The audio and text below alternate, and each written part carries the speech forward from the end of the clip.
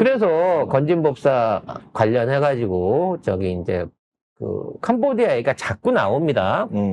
캄보디아 ODA는 확실하게 돈 세탁이 맞아요. 그러면 이런 방식으로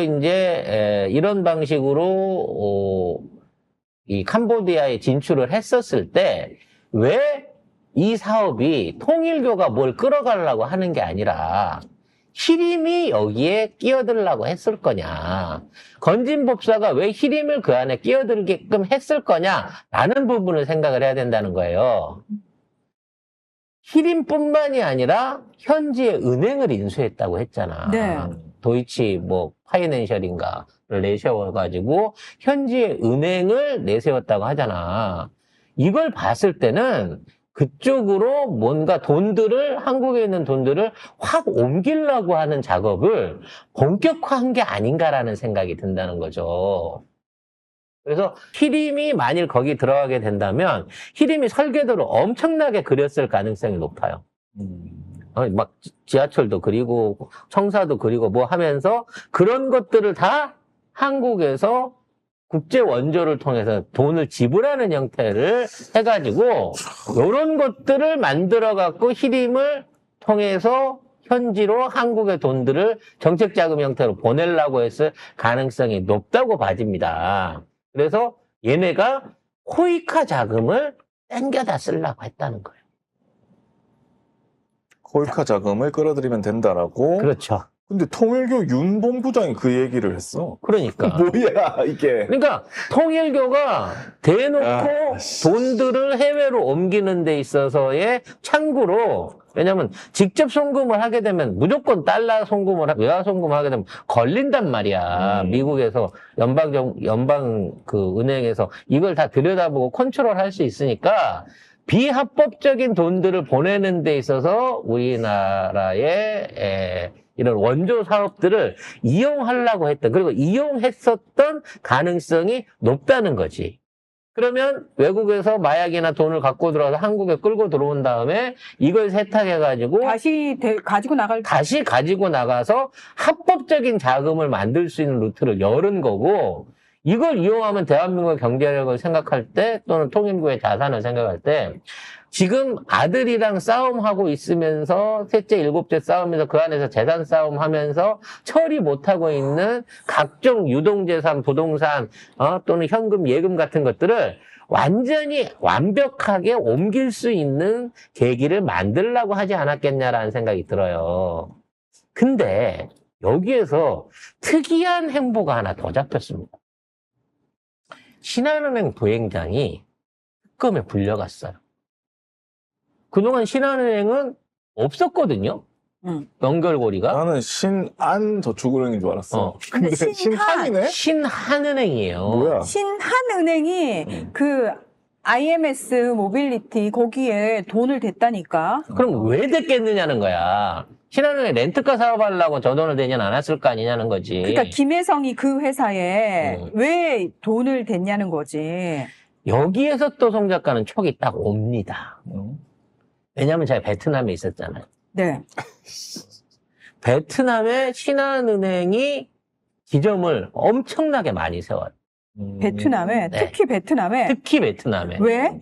그리고 이게 처음에 소매금융 한다고 거기 가갖고 그 은행들을 세웠어요. 소매금융이 뭐냐면, 베트남 그 사람들은 자기 돈으로 차나 오토바이나 뭐 이런 가전제품을 못 사요. 그러니까 일종의 리스를 한단 말이야. 그러니까 내가 그 회사를 다니고 있으면 전에도 얘기했죠. 회사는 다 국가에 고용돼 있고 국가가 파견을 한다고. 그래서 그 사람들 월급을 일종의 리스비로 잡으면 국가가 본인 돈으로 안 들어가고 국가가 받아갖고 그 리스를 차용해주고 차용해서 떨어주고 그 다음에 본인한테 돈이 돌아가는 방식이란 말이지. 그래서 모든 것들을 그렇게 사요, 베트남에서는. 냉장고, 세탁기 뭐 이런 가전제품부터 자동차, 오토바이 이런 것들을 일단 내가 근무하는 회사 이름으로 해갖고 리스로 받는 겁니다. 그래서 그 회사에서 나오는 월급이 입금되면 그걸 먼저 정부에서 떼갖고 리스에다 주고 그 다음에 남은 돈을 갖고 생활을 하는 거예요. 근데 이 렌탈 리스 이자율이 살인적입니다. 25%예요, 연. 하체인데? 하체예요. 그러니까 4년만 할부를 쓰잖아? 물건값이 하나 그냥 공짜로 떨어지는 거야. 근데 그게 돼야만 물건을 살 수 있을 만큼 쉽게 말해서 목돈이 없어요, 그 나라는. 그럼 공산주의 되는데 뭐 담보가 있겠어, 뭐가 있겠어. 유일하게 할 수 있는 게 노동증, 일하는 그 취업 인력증 갖고 있는 사람한테 그게 있으면 리스로 해석을 해주는 거거든요. 신한이 그거 한다고 들어왔어요. 근데 거기에서 뭘 하느냐. 신한 코인을 발행하겠다고 사업 분야를 바꿉니다.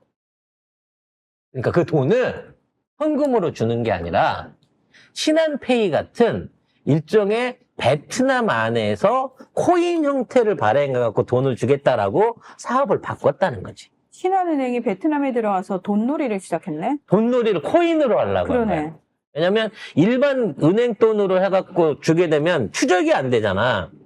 근데 코인으로 줘놓으면 코인에 저기만 붙이면 우리가 흔히 하는 블록체인만 붙이면 절대 이 새끼가 그 돈을 떼먹을 수가 없거든. 그래서 베트남 안에서 신한 코인을 공동 발행을 한다라는 사업이 2년 전에 딱 있었어요. 근데 우리나라에 그때 누구를 만났냐고. 코인왕하고 접촉을 했다며. 즉 유사 코인을 통해 가지고 신한은행하고 베트남하고 김건희가 뭔 사업을 하려고 한 게 아니었을까라는 생각이 들어요. 그리고 그거를 위한 일종의 협력 자금 내지는 계약금으로 IMS에다가 투자를 해준 게 아닌가라는 생각이 불현듯 송 작가의 뇌리를 빡 치칩니다. 왜냐면 베트남 안에서 코인을 한다 그럴 때부터 이상했거든.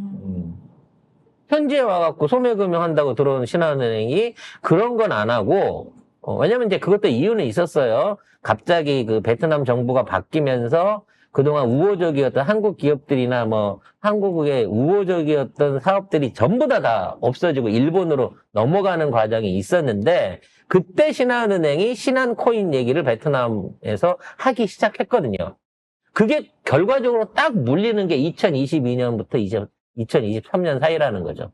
베트남에 집 산다고 돌아다닐 때. 그러니까 너무 잘하는 거지, 당시 베트남 상황은. 그래서 캄보디아보다 경제 규모가 큰 베트남을 통해 갖고 진짜 포레스트다, 포레스트. 이러한 모종의 국제적인 돈 거래를 준비했던 게 아닐까라는 생각이 들고 아마도 거기에 실무자로서 신한은행 부행장이 역할을 한 게 아닌가. 즉 IMS에 투자한 돈에 대한 걸 파나가다 보면 신한은행이 뭘 잘못했거나 김건희한테 부탁할 일이 있어야 이 돈을 줬을 거 아니냐고. 결론적으로는 그 건도 나올 가능성이 있다라고 봐진다는 겁니다. 별게 다 있네.